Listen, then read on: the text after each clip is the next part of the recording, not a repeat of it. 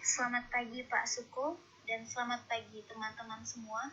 Pada pagi hari ini saya akan mewakilkan kelompok saya untuk mempresentasikan hasil kerja kelompok kami. Sebelum itu saya akan memperkenalkan kelompok terlebih dahulu yang terdiri dari Elvin Leonardo, Viraya Nubaya itu saya sendiri, Steven Wijaya Ciu, dan Theo Triyono. Baik, di sini saya akan menjelaskan materi tentang pengertian etika, etika deskriptif dan etika normatif, etika dan etiket, etika dan agama, dan peran etika dalam dunia modern. Etika. Istilah etika berasal dari bahasa Yunani kuno, yaitu ethos. Dalam bentuk tunggal mempunyai banyak arti, seperti kebiasaan, adat, akhlak, watak, perasaan, sikap, dan cara berpikir. Etika mencakup analisis dan penerapan konsep seperti benar, salah, baik, buruk, dan tanggung jawab. Di dalam Kamus Besar Bahasa Indonesia, mengartikan etika sebagai yang pertama, nilai-nilai dan norma-norma yang menjadi pegangan bagi seseorang atau suatu kelompok dalam mengatur tingkah lakunya. Yang kedua, kumpulan asas atau nilai moral atau kata lain, kode etik. Yang terakhir, yaitu sebagai ilmu tentang yang baik atau yang buruk. Selanjutnya, etika deskriptif dan etika normatif. Etika deskriptif melukiskan tingkah laku moral dalam arti luas. Misalnya, adat kebiasaan, anggapan-anggapan tentang baik dan buruk, tindakan-tindakan yang diperbolehkan atau tidak diperbolehkan. Etika deskriptif mempelajari moralitas yang terdapat pada individu-individu tertentu dalam kebudayaan atau subkultural tertentu dalam suatu periode sejarah dan sebagainya. Misalnya itu, ia melukiskan adat menganyau kepala yang ditemukan dalam masyarakat yang disebut primitif.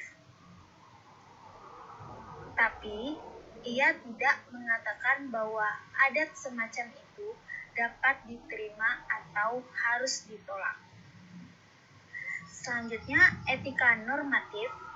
Etika yang bukan melukiskan melainkan melibatkan diri dengan mengemukakan penilaian tentang perilaku manusia.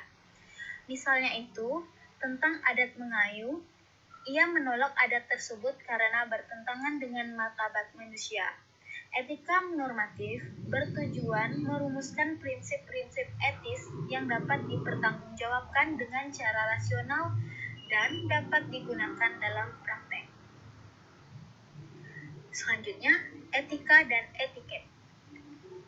Etika dan etiket adalah dua hal yang berbeda. Sekaligus ada juga persamaan. Persamaan keduanya menyangkut perilaku manusia. Hewan tidak mengenal etika maupun etiket. Keduanya mengatur perilaku manusia secara normatif, yang artinya memberi norma bagi perilaku manusia dan dengan demikian menyatakan apa yang harus dilakukan atau tidak diboleh lakukan. Ada 4 perbedaan antara etika dan etiket. Yang pertama, yaitu etiket menyangkut cara suatu perbuatan harus dilakukan manusia, dan etika memberi norma tentang perbuatan itu sendiri. Contohnya itu ialah etiket menyerahkan sesuatu dengan menggunakan tangan kanan. Bila menggunakan tangan kiri, dianggap melanggar etiket. Sedangkan etika, perbuatan itu boleh dilakukan atau tidak. Misalnya, mencuri tetap salah, entah dilakukan dengan tangan kiri atau tangan kanan. Perbedaan yang kedua, yaitu etiket hanya berlaku dalam pergaulan. Bila tidak ada orang lain hadir atau tidak ada saksi mata, maka etiket tidak berlaku. Sedangkan etika tidak tergantung pada hadir tidaknya orang lain. Contohnya itu, etiket makan sambil bersiul menjadi tidak baik kalau ada orang lain. Bila tidak ada orang, maka tidak akan menjadi masalah. Sedangkan kalau etika, mencuri tetap tidak diperbolehkan, entah ada orang ataupun tidak. Perbedaan yang ketiga, etiket bersifat relatif, yang dianggap tidak sopan dalam satu kebudayaan, bisa saja dianggap sopan dalam kebudayaan lain. Sedangkan etika jauh lebih absolut. Jangan mencuri, jangan berbohong, dapat berlaku di mana-mana. Yang keempat, ada etiket hanya memandang manusia dari segi lahir saja, sedangkan etika menyangkut manusia dari segi dalam. Etiket dapat berpura-pura, sedangkan etika sulit untuk berpura-pura. Selanjutnya, etika dan agama. Etika memang tidak dapat menggantikan agama, tetapi di lain pihak, etika juga tidak bertentangan dengan agama. Bahkan diperlukan juga oleh agama. Ada 4 alasan agama memerlukan etika, yaitu yang pertama, orang beragama mengharapkan agar ajaran agamanya rasional. Ia tidak puas mendengarkan bahwa Tuhan memerintahkan sesuatu. Ia juga ingin menjadi mengapa Tuhan memerintahkannya. Etika dapat membantu dalam menggali rasionalitas moralitas agama. Yang kedua, seringkali ajaran moral yang termuat dalam wahyu mengizinkan interpretasi yang saling berbeda dan bahkan bertentangan. Alasan yang ketiga, bagaimana agama harus bersikap terhadap masalah-masalah moral yang secara langsung sama sekali tidak disinggung dalam wahyu mereka. Etika dapat membantu untuk menerapkan ajaran moral agama itu pada masalah moral baru tersebut. Yang terakhir, perbedaan antara etika dan ajaran moral agama ialah bahwa etika mendasarkan diri pada argumentasi rasional semata-mata, sedangkan agama pada wahyunya sendiri mengingatkan setiap agama mempunyai wahyunya sendiri. Ajaran moral agama tidak memungkinkan sebuah dialog moral antar agama. Jadi, etika menjadi landasan dialog antar agama. Selanjutnya, peran etika dalam dunia modern.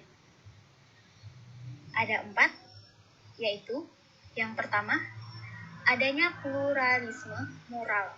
Kita hidup dalam masyarakat yang semakin pluralistik, juga dalam bidang moralitas. Misalnya, berbagai budaya dan agama yang berbeda-beda hidup berdampingan dalam satu masyarakat dan negara. Berhadapan dengan situasi tersebut, kita membutuhkan norma yang dapat menjadi acuan bersama sebagai kewajiban. Selanjutnya, timbulnya masalah-masalah etis baru. Modernisasi yang ditandai dalam perkembangan ilmu pengetahuan dan teknologi, khususnya ilmu-ilmu biomedis, telah terjadi manipulasi genetis, yakni campur tangan manusia atas perkembangan gen-gen manusia, cloning, dan penciptaan manusia-manusia super serta tindakan manipulasi genetik lainnya sangatlah mengandung masalah-masalah etis yang serius dalam kehidupan manusia. Yang ketiga, munculnya kepedulian etis yang semakin universal. Zaman kita juga mencirikan adanya suatu kepedulian etis yang semakin universal di berbagai tempat dan wilayah di dunia.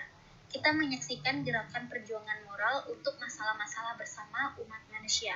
Kepedulian etis yang semakin berkembang harus dilatar dibelakangi oleh kesadaran moral yang universal. Yang terakhir yaitu hantaman gelombang modernisasi. Modernisasi bukan hanya menyangkut barang atau peralatan yang diproduksi semakin canggih, melainkan juga dalam hal cara berpikir yang telah berubah secara radikal.